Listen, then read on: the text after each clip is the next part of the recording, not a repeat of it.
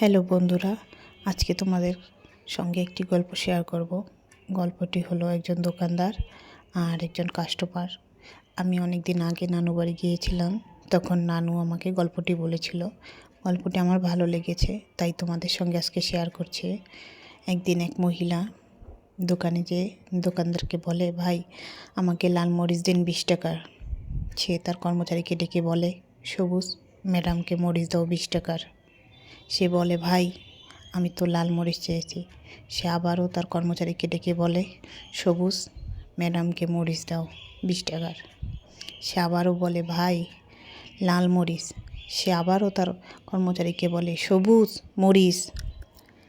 সে আবারও বলে, ভাই লাল মরিচ।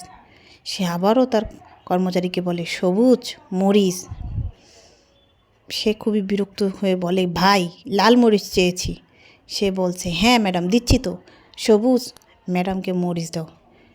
মহিলাটা অতি বিরক্ত হয়ে লোকটার মুখে একটু কষিয়ে থাপ্পড় দিয়ে দিয়ে বলল, আমি আপনার কাছে বারবার চাচ্ছি লাল মরিচ, আপনি কেন বলছেন সবুজ মরিচ সবুজ মরিচ?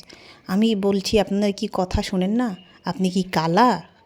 কথা কানে যায় না?